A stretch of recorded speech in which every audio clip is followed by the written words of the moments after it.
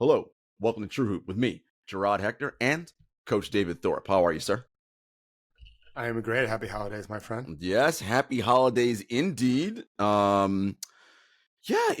be the last True Hoop episode before the Christmas holiday coming up on Monday. For those of you that are able to and can celebrate, we hope that you are doing some fun things with your family and friends and loved ones. David, I know you're going to be doing some fun stuff over the weekend, early into next week. I know you're looking forward to just seeing your kids and your brothers and their kids and all the good things happening there. Did I tell you what we're doing? You did. Did I tell you about silent disco? Yes, of course. Did I See, really? this is when you normally say, I'm an old man, Jarod. I forget what I tell you. Exactly what I was thinking. I can't. I'm also lucky enough to talk to a few people every day, so I don't remember who I told anything to. But yeah, we've got, I think, God, I bet we'll have 20 people going. Well, maybe close to 20 going to a silent disco. That'll be fun. I have to get away. My office is, people might call it a man cave. I don't. It's my job. This is where I do my podcast and my writing. It's my writing and viewing room for computer stuff. And then my other side of the office is where the TVs are. It's a little bit stressful. I'm in here a lot. And I know even if my kids are in town, I'll end up coming back in here. And so we're going out to St. Pete Beach for a couple of days. My kids only do this a little bit. They're going to be hanging out at their house to see all their friends. I need a break. So we'll do silent disco with them, but I'm going to go see my brother and one of my brothers, and he's going to come up here and just to get away. And then I'll probably spend some time on Christmas Day with my wife's family was raised Catholic, so they celebrate. We've been doing it with them forever. What about you? We're going out to Long Island this weekend to see my partner's parents and family. So we'll do that for a night. Then we'll come back on Christmas Eve. We'll be low-key Christmas Eve night, and then Christmas Day, we'll cook and have a couple friends over, drink some nice wine, courtesy of Coach David Thorpe. David was so kind and generous to send us some lovely wine from a wine subscription company. He is a member of Naked Wines, which we mentioned on our holiday gift guide. Yeah. And listen, David sent me some delicious vintages, and they're going to be drunk over this holiday season. They've already started. It's a good time. David said to me, don't worry, you will have enough to keep you going throughout the holiday season. And he is right. I'm laughing because I was thinking to when it arrived, because so one of the things you guys need to know about David's very meticulous, and like when things are supposed to arrive at a certain time, like he is like, he needs to know, like, did this thing get there? Like, this is the organizer and the coach in him. So he kept telling me it's coming. I was like, all right, David, no problem. I got doorman, no problem. So when it actually arrived, picked it up and brought it upstairs, and I called David. And I rarely call David, not because I don't like to talk to him, but because we just text or whatever. We text he answers the phone. Yeah. What's the matter? I'm like, nothing. I'm just telling you the wine got here. Well, you called me. I was like, yeah, it's all good. Yeah.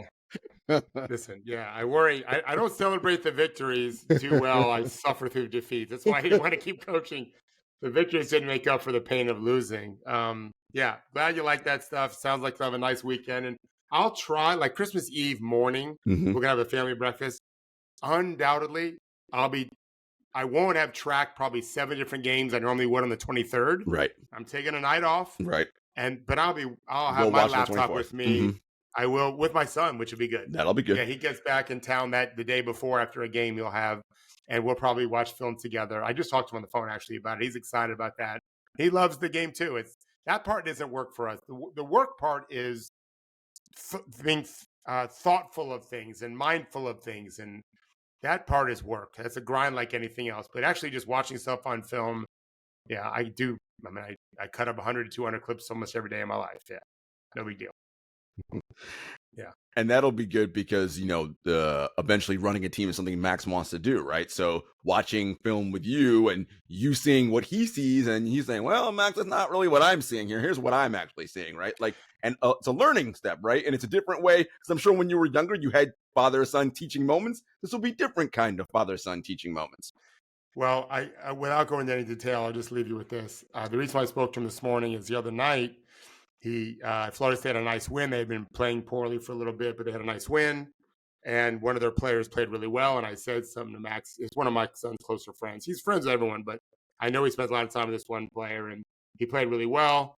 And Max said, I cut some clips up in the morning and sent it to him. I said, let's cut some clips. Like, what are you talking about? He's like, yeah, just some inspirational stuff to get him to remind him of who he really is as a player. And right then, a light bulb snapped. Like, oh, this guy can work for me one day if he wants to. And so That's that's so what I you. talked to this That's morning what you about. do. Yeah, That is so you. I said, Max, if you're already doing that, well, I kind of knew, but I didn't know he was sending clips. I knew he was just being inspirational as a person. I said, my business is booming and I need help, buddy. And I trust you more than anyone on the planet. And he's into it. I said, I'm not That's making good. you do it. We got to go get a second master's first. And he's already got offers and all of that. But just know that if you don't like the gig that you have in college or the NBA, Dad could really use your help. So he was fired up about it. Yeah. So he's got some stuff going on. He's going to do some work with P3, it looks like. Ooh, that'll which be will fun. be good before he starts his next program. Yeah. He has another year of eligibility. He's got some options here. Down in Atlanta or on the West Coast with P3? We'll have to figure that out. He's one of his best friends. Two of his best friends live in LA that played at Florida State. And then Atlanta's pretty close to where he is in college. So we'll see what Marcus Elliott and Adam and the guys there at P3. I really value what they do a lot. They could teach my son a ton. Incredible stuff. And I just wanted him to know that he has one more option to consider, and Dad could really use it. But there's no pressure. And he's like, Dad, he literally said to me, he's starting to grow up. He said, Dad, I know that you want what's best for me. We're separate from what's best for you. Don't ever worry that I'll feel like you're pressuring me, because I know you're not. So I can't wait to tell my wife that our kids know we've lived our life and we're still living our life. They got to live theirs. We're not going to micromanage that stuff. I know that made you beam inside and outside as you're beaming on this podcast. Yeah. Basketball is the Thorpe family business. Many fathers want to pass their business on to their sons, right? Whether it be law, whatever. Well, this is David's business, right? Basketball and the practice. And maybe if Max wants to do that particular part of the basketball business, Dad is waiting to show him the ropes and bring him on board. Yeah, you suffer losses in a very different way when you work privately. I don't know that I'd handle it as well publicly, but there's always another game. That's the beauty of the business, right? Anyway, on to business ourselves.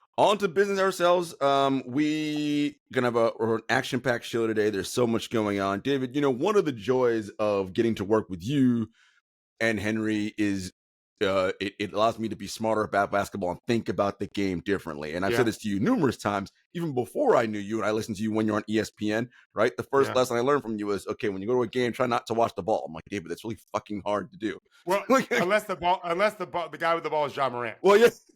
I probably should have added that part. Yeah. Sometimes you do have to watch the ball. Well, yeah. We'll get to Ja later. Woo, he was exciting. And actually, he's kind of related to what I want to talk about here. And I was thinking about the challenges that a player faces if he is the primary ball handler for his team, the mental and physical toll it takes on a player. And I was thinking about it just in the context of watching various point guards. Of course, Tyrese Halliburton and the pace in which Indiana plays with. I'm like, okay, physically it's got to be a toll on you, but mentally it's got to be a toll on you as well. The Grizzlies we talked about. Well, with Ja out for the suspension, how it forced Desmond Bane and these other guys who are not primary ball handlers to become primary ball handlers. And I can see it on Bane, the toll it takes on you, right? It's like, oh my God, I got to organize and get these guys here, but I'm also a shooter scorer. You always talk about that. The balance of knowing when to do your thing and when to get everybody involved. And then watching Booker in Phoenix and how, he's been doing it well and he did it early in his career, but he's hit a little bit of a lull here lately. And I'm like, I think this is weighing on him. Like the point guard, the lead ball handler responsibilities, because you see it sometimes where he's just like, I'm exhausted and mentally exhausted, which means I'm physically not moving. So I wanted to talk to you about the challenges of being a primary ball handler for a team. There's multiple levels to it. So one of the easiest things, you'll laugh at this probably, but watch a game where one team scores, the other team now is advancing the ball, or if they don't score, but it's not a fast break, which happens a lot too. Watch the other four guys running down the court on offense that aren't bringing the ball up. They just run down the floor. They jog down the floor. They're not looking for the ball. They're going to their spot. And it's like they take like a 5-second timeout. Mm-hmm. And then when they get to the spot, they turn around, okay, game on. Well, the ball handler doesn't get a chance to do that. There's no break. And I really think there's a science probably to that, where those little 5-second naps, so to speak, which happen not every time, but all the time in games, often, I think that helps a little bit. The primary ball handler doesn't get that. So when remember when Houston picked Chris Paul up, acquired Chris Paul, the idea was to give James Harden a bit of a break. And it wasn't just a break in playmaking in intense situations. It's also just the relief of, well, I don't got to be worried about getting stripped this time. Because let me tell you something, as someone who played point guard and whose son played point guard at a high level and still is playing, when you're advanced ball up the floor and some really quick dude is just dogging you and he takes it from you, it's embarrassing in a way that almost no other turnover is embarrassing, or very few others, because it's a guaranteed bucket or dunk for the other team. And there's a pressure to that. Even in the NBA, they might think they're doing it mindlessly, and mostly they are in the sense because they've drilled it so much. I think I've talked about a drill I do called the Muggsy drill. I got it from RC Buford when I was in my 20s. I was 29 when I got it. Yeah, 28. I would just imagine Muggsy Bogues is hawking you up the court, because when I was 28, he was a good player. And most players now barely know who that is. So I told them to imagine whoever they Jose Alvarado, whoever. Davion Mitchell, yeah, in college, yeah. So Jose's a great one. And so they do it so much, if they're smart, that in games it can be a little bit mindless, almost like driving a car. But like if you're driving a car on a bed of ice, you're not so mindless. Well, that's how it is when a guy like that is guarding you. You can't just be absent-minded, or you're going to lose the ball and give up a layup or dunk, whatever. So that's one aspect, Jarod. To me, the biggest challenge is the pressure potentially of always having to create for someone. It helps. It's nice to be a point guard when Kawhi is on your team or Zion's on your team. Those guys take on those responsibilities a lot, but they're not the only ball handlers.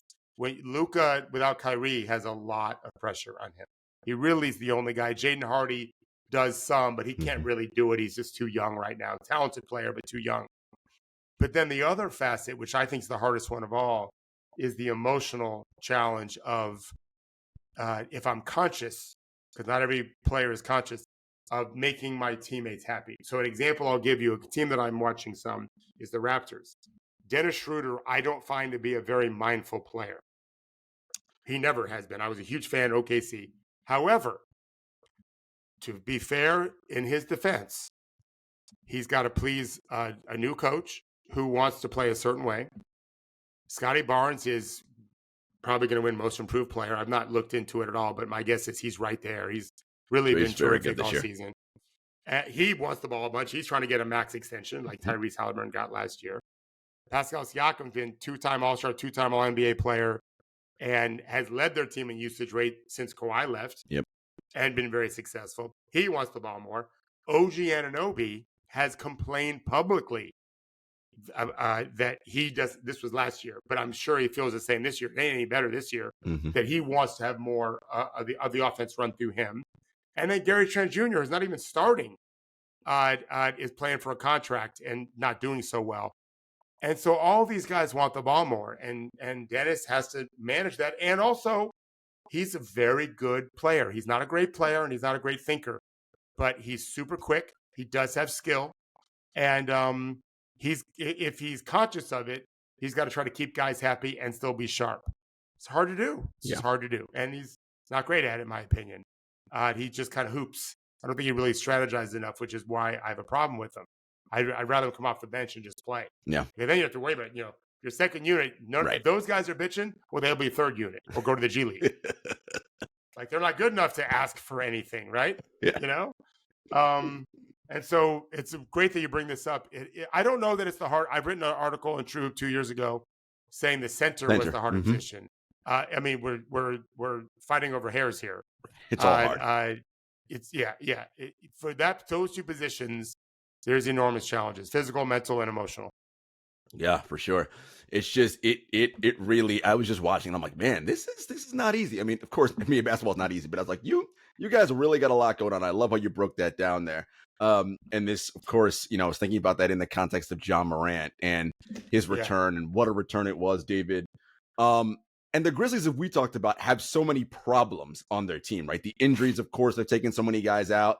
And I kept saying to myself, but Ja can't fix all of those problems. Well, but he can fix a lot, right? Like there is a way in which it just frees up and it unburdens. And you saw it in Desmond Bain. You saw it in Jaren Jackson. I'm like, wow, you guys just look so much freer. You mentioned Taylor Jenkins, how it frees him up as a coach because he can just be like, all right, Ja's is going to run this play here. So he was awesome. 34 points, 6 rebounds, 8 assists, including that game-winning at the rim floater with Herb Jones on him, where he not only spun into the lane, he spun and then in midair went to the other side to get the. I was like, what? How do you even? It's just ridiculous. Herb Jones is a really, really good defender, long, and didn't matter. He scored anyway. And it was, we talked about when Ja would come back. It's like unleashing a Ferrari. Everybody's already played 25 games to slog. Well, this guy, he hasn't been injured, as we talked about on our call this morning. He was just out because he did dumb stuff with guns. Well, he's been, working on his game. He's been resting. He is ready to go. And this could be quite a launching pad for Memphis. What did you see when you watched Morant in that game on Tuesday night? I want to link the two things together like you were doing. I've been lucky enough to coach as a high school coach a player like Ja. He wasn't as good as Ja, though. I think for any old fans, you remember Kevin Johnson? Yeah, of course. I had a guy that I thought was the next Kevin Johnson. His name is Anthony Foster. He might be a grandfather now. He's got to be 50 something. Anthony was 6'2", could 360 dunk, was incredibly quick and fast, could shoot, made 50 free throws in a row pretty much every day. Our head coach was drafted by the Bulls when I was a high school coach. I was an assistant varsity. He was a great shooter also, and they would have a competition who could make 50 in a row first. It was amazing to watch. And just when he's on the court, everything started with, okay, Anthony's gonna beat his man off the dribble, and he could do anything. He was only 17, 18. He ended up being a very, very good college player, and I think if he had a better agent, he'd been an NBA player. It just makes it easy. And Anthony was the same way. Ja has that swagger, and it's not selfish. One of my favorite things about him is that when he is doing his thing, a lot of times players are strutting their stuff, and it's about them. And I'm offended by that. It bothers me. It's one of my pet peeves. I don't feel that way about Ja when I watch him. I feel like he's celebrating us and jumping my back, boys. But I'm thinking about you when I'm being my Superman stuff. What in Matrix, at the beginning, I think of the second Matrix, they're talking to the operator on the spaceship, like, where is what's his name, Neo? Mm-hmm. I always do a Superman thing again, where he just jumps in the air and flies. I feel like that's what it's like watching Ja. Like, oh, he's doing a Superman thing. That's what it was in that game. Yeah, Including me, I had kind of forgotten because we hadn't seen him play since last spring, that he's got the Superman thing going on, where he just jumps in the air. He did one. He drove left, jumped off his left leg to the right, and then held on and made the shot. I think he wanted to foul. He didn't get fouled, I didn't think, but he fouled himself because it was such a hard shot to make. He's just tough, boy, tough. Yeah, he's and I think your point is right about the other guys too. We've said this before on the show, and I've written about it. There's something to be said about when I got Superman on my team. And he's playing like that. It's different if he's not playing. When Zion's playing well, the Pelicans have a different look about them. And Ja just has, and he's got an edge about him as much as he did before. No doubt. I know you want to talk about some of the other things people have said. Mm-hmm. This is, it's easy. We've talked about this, you and Henry, and sport washing, and sports can help wash. You can forget about the other stuff. I don't think this will be so easy for him just to forget about. Good, which it's good that it won't be. Fans are happy to forget about it. Right. But people in the business, we can't. No doubt. And the team can't, because it'll happen again. Mm-hmm. You better be mindful of how you fucked up. Yeah. You're getting in a car accident without your seatbelt on and you survive, and you got lucky, you didn't get thrown through the windshield. You should be a lot more mindful to never make that mistake again. You've learned your lesson. I hope and believe that he has. He's a young man. He's dealing with a lot of stuff that seems like it's all puppy dogs and ice cream, but it ain't. Right. It ain't. There's a responsibility to what he's accomplished in his life. And I hope it gives him real perspective. And I hope one day he can talk about it when he's a world champion. Yeah. Like, when I fucked up, every day I woke up saying never again, or whatever it is that he's going to say. Mhm. I hope that's the case. No, I think you're dead on. To your point about Ja not being selfish, I don't know if you heard, like, so after the game, they interviewed him and Bane about like what we were gonna do. So when the Pelicans had, I think it was CJ had missed that wide open three or whatever, and they had the ball back, Ja was gonna go down court, right? And Taylor calls a timeout, and you saw Ja get mad, like, why did he call a timeout? Like, and Henry often talks about that, right? In those moments, I think players prefer the unsettled situation because it gives you an advantage, right? Because they're like, crap, who are we gonna match up with cross, whatever. Anyway, so they said he went to the huddle and said to Bane, so we're gonna run a post spot for Jaren, right? And Desmond said, no, you're gonna take it. Like, he's like, all right. So that whole part about not being selfish, right? I think he does want his guys, and Jaren played well in that game. So it's like, they got nobody that can really guard him down there. Let's run something for him. No. This is you, 12. And he said, well, they called my number, so I guess I have to deliver for him. I thought that was cool. And to your point about what he went through, and he's a young guy, 23. It's all learning, right? I mean, you talk about it all the time. I talk about it. I was an idiot at 23. Like, real dumb. He's just a little bit older than my son and daughter. Yeah, like I know how young they are. Like, just dumb. And I had plenty of guidance and all the things. And if you gave me millions of dollars, and stupid stuff would have assuredly happened. And you know what's worse? What's worse is, and this is something I get to see firsthand, is because my son plays basketball, my daughter has an internship and a jobs. Like, people can talk straight with them, and they have to take it. Thank goodness for that. I have that because I have a wife. Right. So she's less impressed with me than anyone on the planet, except for maybe my kids. Thank goodness for that. Henry's pretty tough too. He's happy to tell me I'm an idiot, which I'm fine with. I love that. It's what keeps us sharp. These young millionaires, and I mean, he's not making $1 million in one. Right. He's multi. Okay. He won't be far away from making $1 million plus a week, every single week. Mm-hmm. Right. I mean, he's not far from the next deal is going to be $50+ million a year. Right. So, who holds him accountable? Right. Who can hold him accountable? And I don't know that his family does. I don't really know his family situation too well.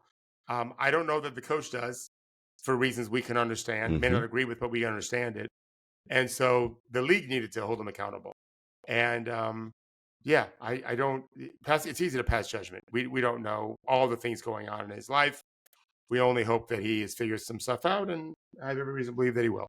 Yeah, and we talked about the league suspension of 25 games, and there's been so much sort of like revision and talk about it over the past, given what happened with the Josh Giddey situation and Memphis fans in particular. And every fan base is going to feel protective about their guy, and when something happens to other team's guy and they don't feel the punishment is the same, they want to throw their hands in the air and be like, but wait, this guy might have committed an actual crime. Ja didn't commit any actual crimes. And it's really tough to sort of balance that in your head when you're a fan, because when you're a fan, you're emotional about it, right? Like, you're not rational. You're not thinking like what's ultimately the best thing to do, which is because you love this team and this player so much, it causes you to have these kinds of reactions. And I thought it was interesting because T. Morant, Ja's father, was at the game, and they shared a really long embrace, like after he hit the game-winning shot. And the one thing I can say from talking to people down there, knowing like T loves his son so much, and there's such a wonderful relationship between those two. Ja always credits his dad with getting him to where he is for all those hard workouts when he was younger, and T talks about how much he loves his son. But there were some things in some conversations with reporters T had after the game that made me wonder, like, I wonder if he still gets this. So this was in, I want to say, an Athletic piece, and so he was asked after the game the significance of the moment when Ja hit the shot, and this is T. Shit, it means everything. All the dedication that we put into everything. That kid ain't did nothing to nobody. I feel bad as a father because I want to take all the blame for anything that he does wrong. Give it to me, but don't do him like that. If he doesn't commit a crime, everybody writes what they write, but not when y'all see the proof is in the pudding. I love every minute I spend with my kid, but to see him going through this when he didn't need to go through. He didn't commit a crime, but at the same time, everything is about this kid proving who he is as a man and as a hooper, trained to go. And I thought the fact that he kept going back to he didn't commit a crime was disturbing to me, David, because while that is true, he's not arrested and did not commit any crime. That's a factual statement. The incidents that caused him to be suspended are concerning. He has a current pending litigation for an incident at his home where he punched a teenager in the face. Now he's saying self-defense, and I don't Right. know what happened because I Right. wasn't there. But still, there was an incident at the mall where you and your friends, right, threatened a mall employee, right? So there are still incidents that suggest bad judgment. And I think if we set the bar at, well, I didn't commit a crime, that's not the bar I think you want to be setting when you are the face of the franchise and a potential face of the NBA. I won't get too political on this, but the former president, we don't know if he committed a crime or not leading up to the events on January 6th. But it's not a big leap to say, well, he probably shouldn't get to be president again. There should be laws preventing that. And I think there is in the Constitution. Well, the NBA has their own Constitution, right? It may not be all written. Much of it is understood, but they are in the business, as we just talked about last week with Ben, of having people watch their games and care about their players. And you even if you're pro gun, you're not pro gun in the way that Ja Morant was displaying his. Those were more concerning actions. And I think I get as a dad wanted to protect your child. I would not have handled it the same. You know what's funny? And I was going to ask you what you would do if this was Max. I know it's hard to do, but like, what would you do if this was Max? Yeah. So again, because I have been more in the limelight just because of what I do for ESPN and then in the media and coaching NBA players. I try to take as much a backseat. I don't go see my son's games very much, whether he'd play a lot or not. I try to be as behind the scenes as possible. And I've already told him many times over, never, ever worry if you do get lucky enough to get an assistant GM job. And one day in your late 30s or 40s, if you're super lucky, you're running a team, Daddy won't be there watching everything, commenting. You're allowed to do your own thing. I like how, talking about presidents, I like how George W. Bush never once criticized Obama. Mm-hmm. That is a very normal thing until recently, anyway. You've already done it for 4 years or 8. It's freaking hard. I would have liked Mr. Morant to not try to absolve some of the concerning things his son did. If I wouldn't even do the interview. But if you want to do the interview, then just say what's past is past. I was really thrilled to see him play well. The reality is he could have missed that shot. Correct.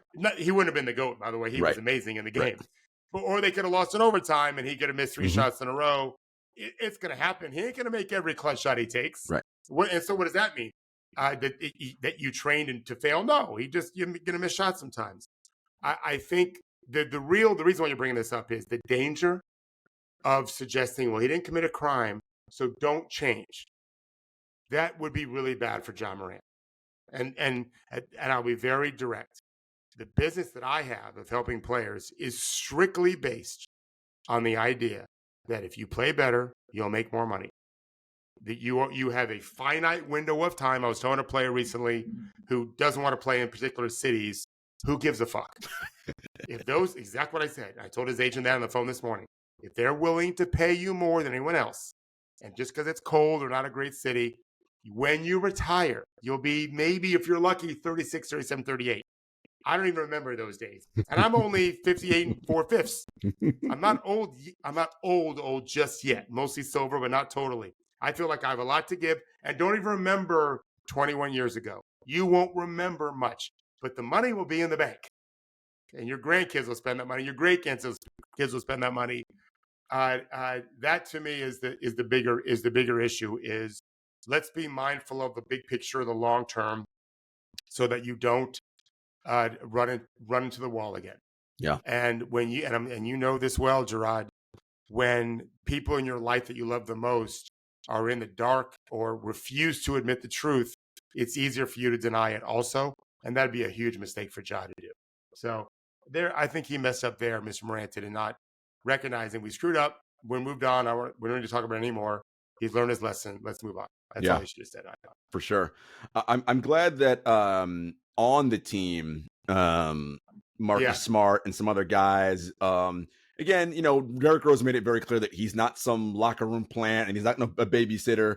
But they had some positive words to say, and oftentimes players can hear things better from their peers than they can from others. And I thought Marcus Smart had some interesting conversations about the comments about this. We've sat down and talked, him and Ja, and it really had nothing to do about basketball. It was just about life.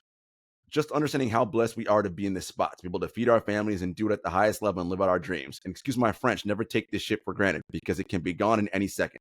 He has had to deal with that. He's had a little bit of taste of it could be gone and understands how to try not to let it happen again. It's good for him to hear how he feels about everything in his life and to see him have a smile on his face. I think that was so key for Marcus Smart, right? Here's a player who never been in any trouble on or off the court. That whole thing in college was nonsense, right? Like, that's not even, I'm not even going to mention it. We've talked about it before. That was ridiculous. But here's a veteran who's seen things and a mature guy. And I think that realization of this stuff was almost taken away from you, all of it. Like, we're so lucky to do what we do. We play this game. We make, to David's point, and Ja Morant especially, hundreds of millions of dollars. Oh, yeah. Why do I want to screw this up ever?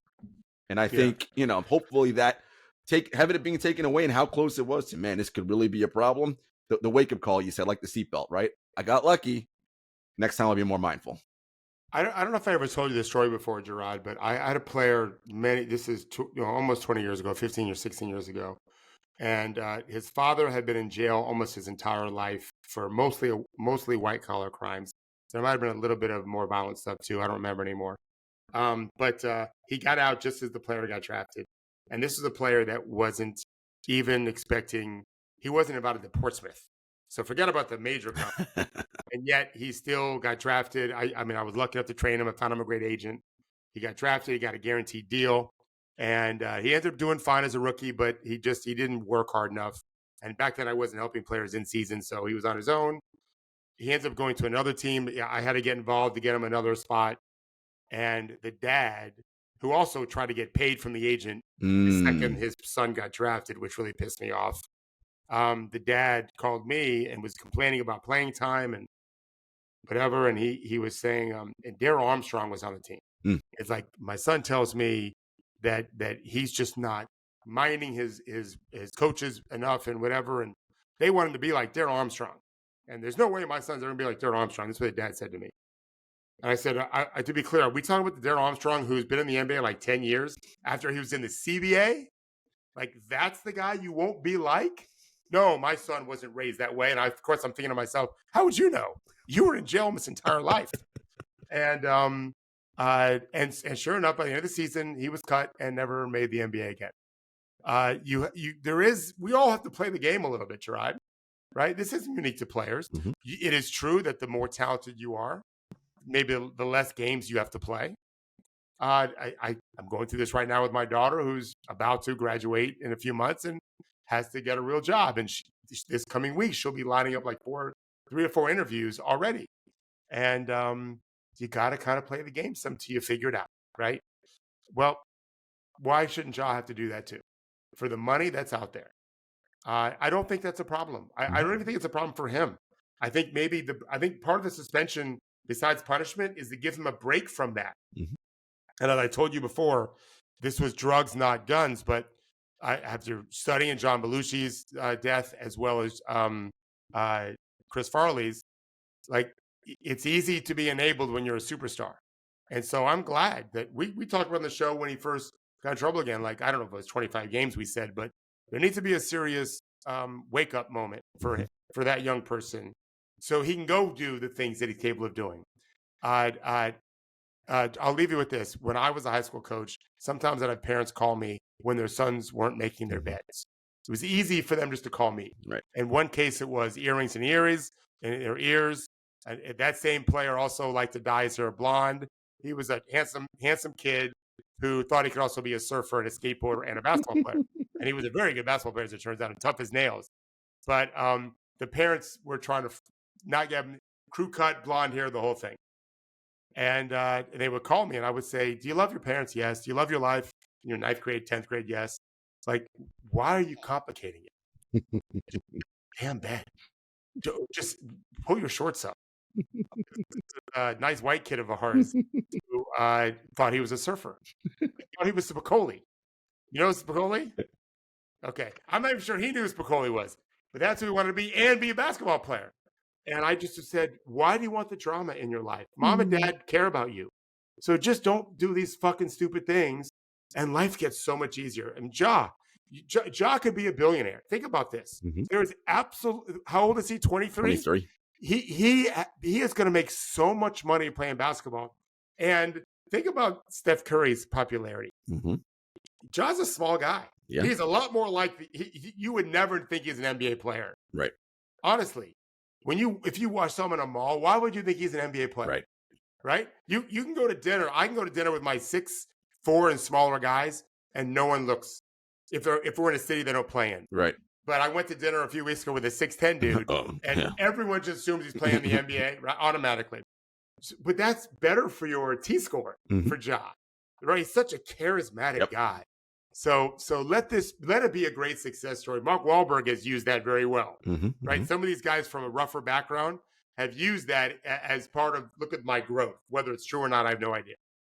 He has he could be doing, I could be 90 years old, and he could be doing a commercial for 60-year-olds in whatever insurance plan, whatever, because he's just got an everyman way about him.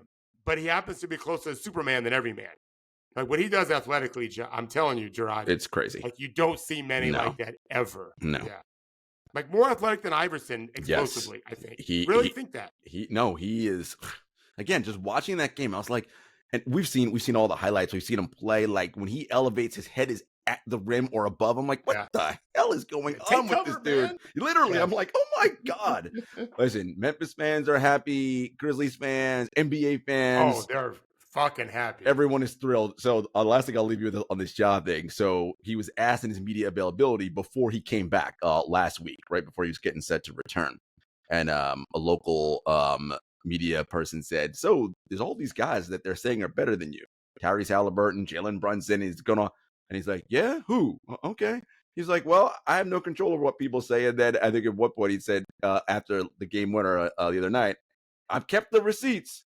Well, I'm just going to say, tonight, the Memphis Grizzlies play the Indiana Pacers and Tyrese Halliburton. Now, to be fair, it'll be the second night of a back-to-back for Indiana on the road. Just putting that out there. And they're very different players. Correct. Very different. But look, there might be some fireworks tonight. So Jarod, who do I think is a better player right now?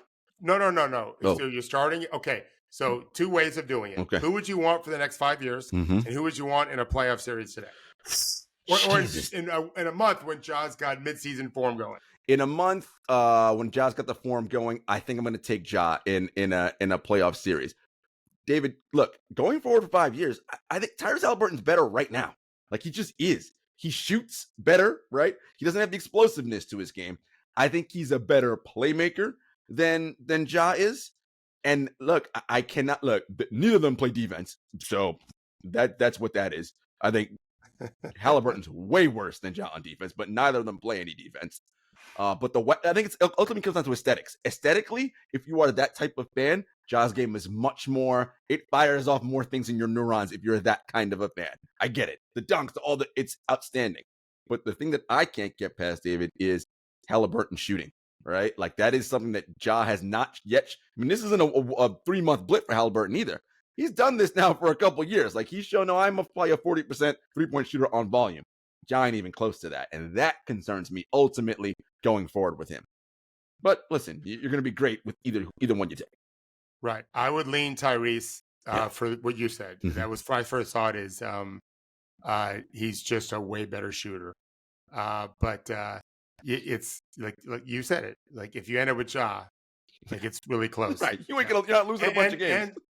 And let me tell you something. There's no reason why Ja can't become a 38% free 3-point shooter. And if he does that, look out. And Tyrese is still in the first percentile in defense and all of that. Right. Then yes. But then Ja gets the nod. Yeah. Correct. They're young. Yes. They're both 23. Young guys. Yeah, they're both 23. Young guys. So were they the same draft? I don't think so. Probably a year apart. I think a year apart. They might have 1 year. I think Ja's a year later. Because Ja's in that Zion draft. That's Zion and him went 1-2. Yeah. So those that'll be. I'm going to watch the game tonight. I think it's the only game I'm watching tonight. Maybe I'm watching one late one. Portland. I'm gonna try to watch Portland late night tonight. Yeah, that'll be a good one. Well, it's funny. You put that me on the spot. That quiz. Who you taking, Ja or De'Aaron Fox? Oh, I would probably take Fox. Yeah. I think so. He's shown a little bit more on Right defense, now the in the shooting for series, sure. Yeah. He's just shooting matters. It sure does. It's easier when you're Giannis than Ja. Because right, 7 foot tall and whatever. Good luck stopping Still me. can overwhelm people. Yeah. Right. Yeah. All right, guys, we'll be back after a brief commercial break. Hey, David, we talked about the jubilee and bliss of the Grizzlies and the return of their superstar. On the opposite end of the spectrum, we have the Detroit Pistons. I was going to say arguably. Well, depending on what metric you look at, they're probably the worst team in the league. It's either them or the Spurs. The two of them are... No, they're the worst. They're just horrible. Now, the Spurs have Victor Wembanyama and the curling and the glimpsing of, well, we know what our future could look like. I don't know if people feel that way about what's the positive that they see in Detroit. You had an article come out about the Pistons, and in the subhead it said, embrace the suckiness. So, David, lots of suckiness going on in Detroit these days. Yeah, I don't know why I decided. Normally, I don't come up with my own ideas. Probably maybe 40% of the time, but on this one, I thought they might set a record for futility, and I want to chime in. So I studied a lot of tape and look at their metrics. They're paying Monty like $13 million a year. It's a lot of money. And I don't know why they chose him, knowing that they're doing this reclamation project, but they did, and they're stuck with him for at least a year or two, I would say, at the very least. They're bad, but a lot of people are quitting on Cade, and I did not have Cade. I had Cade ranked third after Mobley and Barnes, and did not love Jalen Green. I think I had him. Was he in that draft? Was he with maybe fifth behind? Maybe I had Suggs at him. I'm pulling up that draft class right now. Yeah, he went number 2. 2021 draft class. So that's Cade, Jalen, Evans, Scotty. Jalen Suggs went fifth. Giddey, Kuminga. Yeah. I had Green down, and he's not doing great. I thought Cade was the third best in terms of ceiling and most likely to reach it. But he had 43 the other night, so there's a glimmer of hope. He's missed, I think it was 68, 88 games the first 2 years. Killian Hayes has been a big swing and a miss. I don't know why Monty's playing him so much. It might be management making them do it. To trade him, maybe? Like put it. Jalen Duren, I mean, he's not playing well enough for any value. Jalen Duren looks like he's got some potential as the next Ben Wallace. James Weissman's been playing well lately. That's got to be exciting. I love Ausar Thompson, but he can't make a three very rarely, and he shoots too many. He doesn't shoot a lot. He just one is too many. He doesn't need to do it. He can be such a good defender. And playmaker and edge guy. Like I really like him as a prospect. He needs to learn to shoot, but not this year. He doesn't have to do it. And so I think there's some things they can do to win some games, and they're going to have to playing better defense and getting Cade to look like an all-star really helps. We just talked about Ja's return and what it does to everyone else. Well, Cade can do something similar if he suddenly becomes that guy, which he always has been. He was in high school and college. Everyone's game's a little bit easier. I recommended Jaden Ivey go down to G League a little bit. He's not played much there, at least this year. I still think he needs some seasoning. He's improving, but not fast enough, in my opinion. And by moving out some of the young guys to the G League, you open up some veteran spots, which will help Cade. Right. It's hard when it's all young guys on the court. It's just hard to play well. They probably keep Bogdanovich around for that reason. Bojan Bogdanovich, so there's a veteran guy there, Alec Burks also. So I don't think it's a disaster going forward for sure.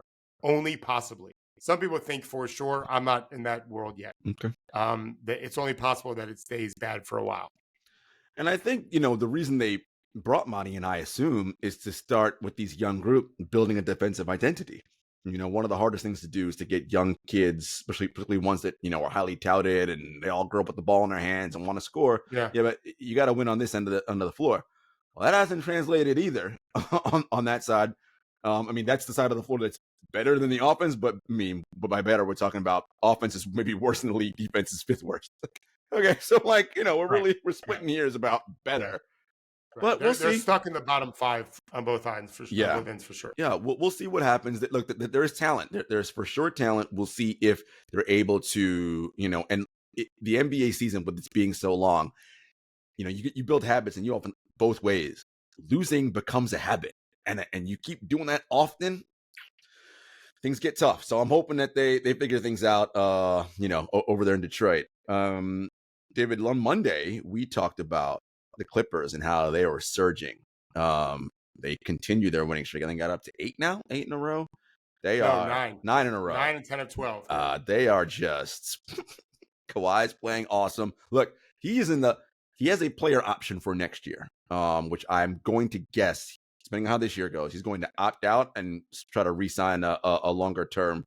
And Maxie will remind everybody, yeah, I'm still an MVP level player and should be paid as such for another 4 or 5 years. And David, I mean, he's not doing anything on the court that would suggest otherwise, that he isn't.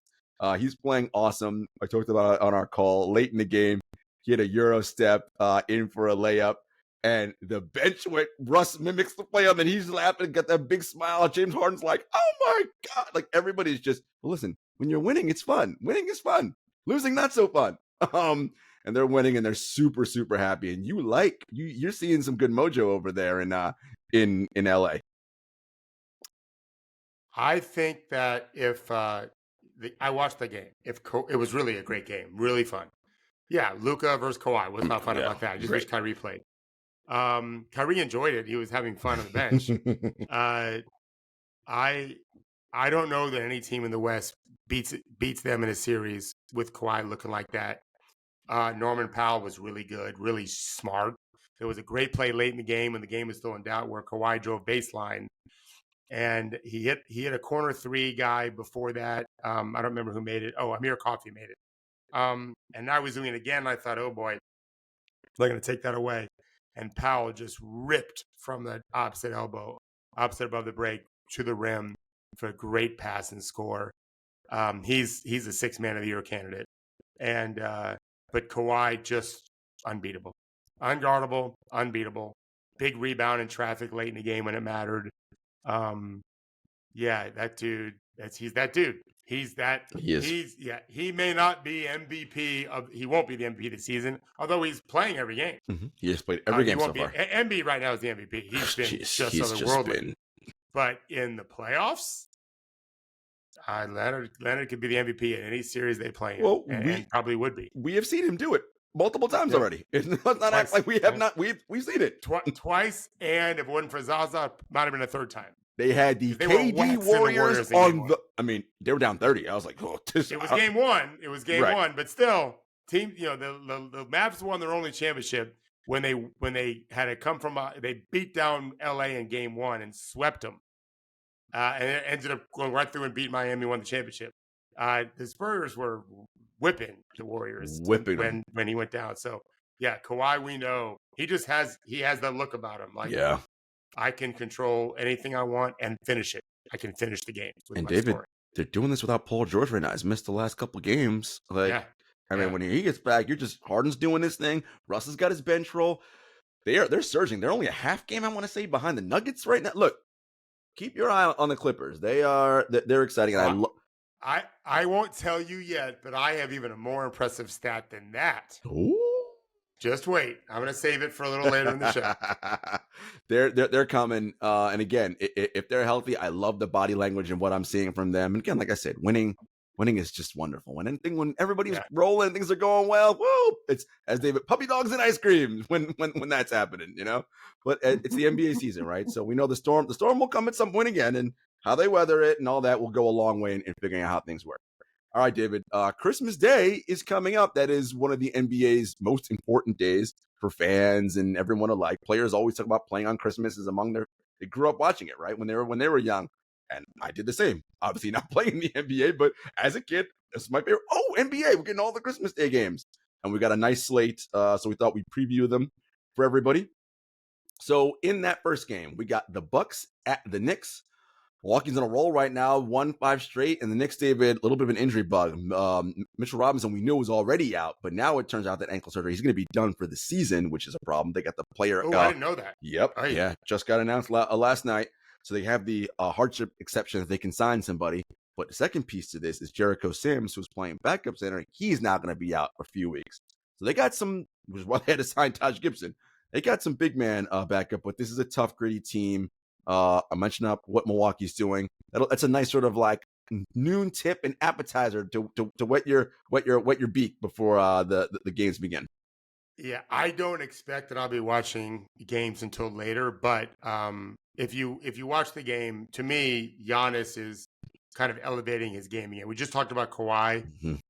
Here comes Giannis too. Yeah. When I've watched them play lately, I've really liked what I've seen. And Dame, yeah, I mean, they're playing really well, very well. Dame has kind of found his groove. The two of them together have been doing really well as a duo. They should. Is it in New York? I think it's in New York. Yeah, but I wouldn't be surprised if Milwaukee to win. And they just seem to be finding their stride a little bit, which is great to see. Yeah, no, for sure. And look, New York, Jalen Brunson's doing well. And I was on a New York Post show talking about the Knicks. And look, Brunson's great. And, the things Knicks fans always think about is who can we get? Who can we get? And I'm like, guys, I think your team is what it is. I don't know that you have anything that anybody values besides Brunson. And now that Robinson's hurt, that anybody else wants to get you who you want, right? Like, I think you just right. This is the team. Well, that's the key. Quickly has some value, right? But who wants him over the good player you're going to get back? Correct. That doesn't make sense. Yeah. Correct. Yeah. So this is where they are. All right, second game, Warriors Nuggets. The Warriors, David, had that impressive win late against the Celtics, though I will say, for the last 3 minutes, I don't think Boston ran a single offensive play of that game. I don't know what they were doing. Either playing clock, let's dribble it out. It was just bad. Anyway, Porzingis really helps them. Porzingis gives them a focal, and he didn't play. He did not play. He gives them a focal point offensively that they can sometimes forget about. Yes. But anyway, Warriors find a little bit of magic. Nuggets, listen, I don't even think Jokic is like in, high gear right now. He's just kind of cruise controlling. Murray got back. He's playing well, but the Nuggets are still doing their thing.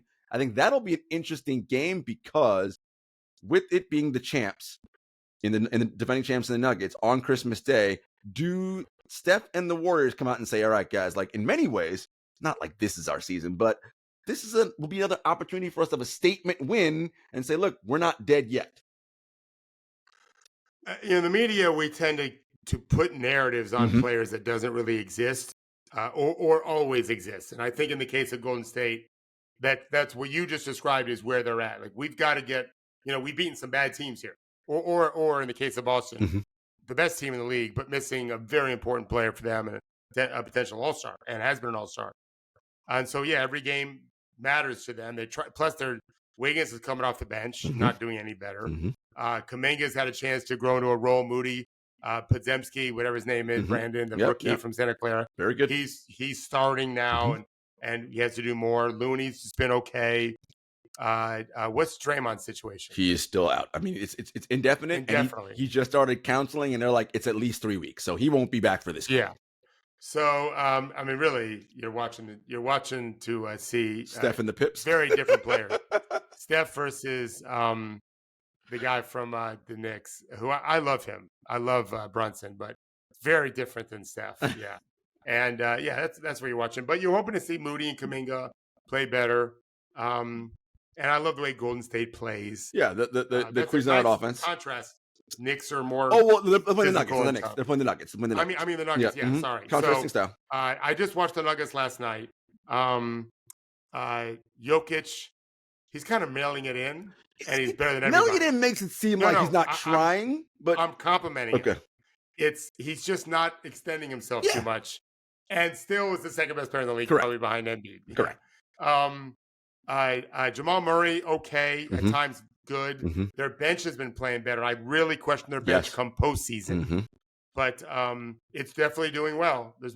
I just saw some graphics last night. They've done some really good things scoring wise, and it's the last two champions, right? The last two champions. I think that's kind of a cool thing. And both teams play beautiful basketball. Denver does too. Yeah. KCP was tough last night. Yeah. He's tough. Yeah, he's just a tough player. Really tough player. Really good. I mean, probably best starting five in Denver is much better than Golden State's. Oh, without question. And then for Golden State, Clay has found his shooting touch over the last couple of games. But as David says, when you're an old player, you have these moments of brilliance, and he's probably having a moment right now. Let's just see if it keeps going. It's a very good sign for them, Right? But I'm not ready to Correct. I don't think they should be spiking the ball and calling for a touchdown right now. The next game is probably is the oldest rivalry in all of the NBA. Celtics and Lakers. That game is in LA. Now that I think about it, I don't think the Celtics are going home. So they were in Golden State on Tuesday. They play Sacramento tonight, I think. Oh, I'm sure they're not going home. So they're definitely not going home. So they're going to be in California for the next few Christmas. days. Yeah, yep, this is their Christmas. One game, not going to lose mind of the Celtics, although I always get concerned about their late game execution in games that plagued them in the finals 2 years ago. Hurt them in that game Tuesday. You mentioned Porzingis wasn't there. Lakers, your in-season tournament chance, but since then have been not great, right? I think they've only won twice since the in-season tournament. So Celtics Lakers at at Crypto.com Arena as the third game. Yeah, whatever. I grew up on Lakers Celtics, so I'm not too interested now. The Lakers, I think, have a chance to be really good this year. They're up and down. I don't know if Porzingis is playing because he came back a couple games ago. Maybe it was last game. Even. Hopefully it's not chronic, whatever he's dealing with. Yeah, right. There's no question. That would be a real concern. Boston's starting five is so incredible. They're the best starting five in the league. So good. And Derek White at 30. Was it last night? Didn't Boston play last night? I think they did. Let's see. He had 30 the last game that I saw. Maybe it was the last game was against the Warriors where he had 30. Yeah, it was the Warriors game. Yep. 30. Yeah, he hit 30. He was hitting threes. Yeah. He was really good. He's the most underrated player. He's so good. He's so good. Yeah, he's amazing. So, yeah, it's Lakers Celtics if you like basketball. Yeah, it's huge. That means something. No. Although I would think the oldest rivalry is Celtics Sixers, no? Is it Celtics? Maybe it's Celtics Sixers. I mean, you would think Wilt versus Russell. Yeah. I wasn't around until 65. Oh, I wasn't paying attention. I certainly wasn't around then. So, ask Bob Ryan. Yeah, Bob. If he's not curmudgeon, he definitely knows. 76ers Heat. We just mentioned. Look, I watched them last night against the Timberwolves. Embiid is just ridiculous right now. Yeah. If the season ended tonight, he is the MVP. He is just him and Maxey have been incredible as a duo. Now, this is a regular season, but I want to be clear. Embiid still has much to show me in the postseason, right? Because for all his regular season success, he's had plenty of playoff failures. So to not sugarcoat it, hasn't been to a conference finals yet. So that's all fair. The Heat, Eric Spoelstra is 8-0, David, on Christmas Day. Has not lost a Christmas Day game. And listen, you give Eric Spoelstra, I don't know, a dude from the YMCA, some duct tape, Clay, he'll figure out a way to, keep himself in the game because that's just what he does. I watched them last night. They got Bam back. They got Tyler Hero back. Mm-hmm. And they find ways. They're well coached, obviously. They've got sometimes a really good bench, sometimes not so good. Duncan Robinson's really improved. We talked about that. To beat Philadelphia, you got to execute. You have to have a good game plan. They'll have those things. It should be. I mean, Philadelphia's a better team, but Miami has got something for you come postseason. Like I think they can trend to be really good. And if Jimmy's playing, and Jimmy playing against his old team, there's always those little subplots like that. That should be an exciting game. And the last game, David. Suns versus the Mavericks in Phoenix. We talked about how LA, the Clippers, I love the vibes over there. Everybody's happy. I do not love the vibes in Phoenix. Everybody not happy, not puppy dogs in ice cream over there. They can't guard a dude in a telephone booth right now. I don't know what's happening besides that they play crappy defense. I mentioned earlier when we talked about the pressure of being the lead ball handler. I think it's getting the book a little bit right now. Just some stagnation and really, really tough times they're having over there. But still, when Book and KD are on the court, the team is still very good. And you put any of the three guys around them, and that is a plus net rated team.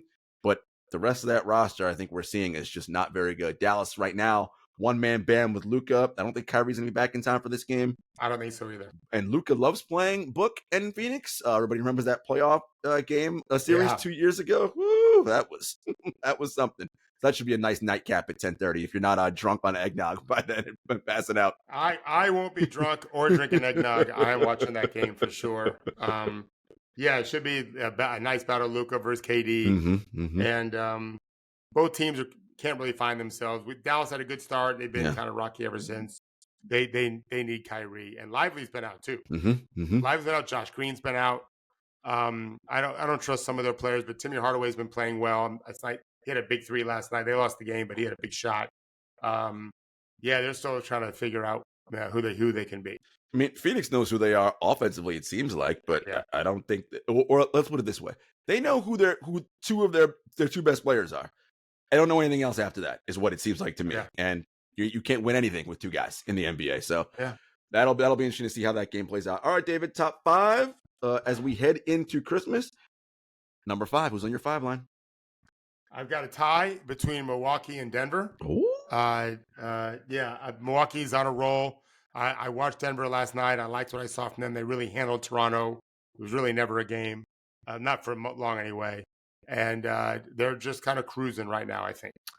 So it's Milwaukee and Denver. So I think I know who did not make your top 5. Okay, I cheated on my 5 line. I still got OKC there. They're still a good team net rating wise, and their record's still good. They're still 2 in the West. And the Clippers. Listen, I can't deny the Clippers, my friends. They're for real. You probably have them a slot higher at 4. I do not. Oh, even higher than that? Just wait. Yes. I've got Minnesota at 4. Okay, that's what I figured. Yeah. Okay. Because I'm looking at how they're playing, but I always do a little projecting too. The way these teams are playing. I think the Clippers are better. But I've got Minnesota 4 and Clippers at 3. So you guys understand, by now you should know how these ratings go. David's trying to do a little forward forecasting. Jarod is prisoner of the moment. Oh, you got blown out on national TV last night? You're getting knocked out. It's like the college football playoff. That stinks. For Minnesota? You're moving down a spot. So no, but they're still, look, I didn't kill them. I still have I had the Nuggets 4 because, look, they've been kind of, we mentioned, Jokic and cruise control. They're kind of they're doing fine. They're okay. Yeah. 3 line. Who's on your 3 line? And then we both have, who's your 3rd? Wolves are 3 because their defense is still very good. Oh, Minnesota's 3rd. Yeah. Okay. Yeah. And then we've got the same. Philly's definitely 2. Boston's definitely 1, right? Yes, correct. Listen, you know me. I'm often a Philly skeptic because oddly enough, even though I'm a prisoner of the moment, I hold their past playoff poor performances against them when I do this. So I know they're going to be awesome in the regular season because I've seen it the last 5 years. Great. Let me see what you do in April. That's my attitude with the 76ers, but I will say, Embiid, they might have a chance, David. Not have it. I think it'll probably happen. Embiid and Maxey will start in the All-Star game.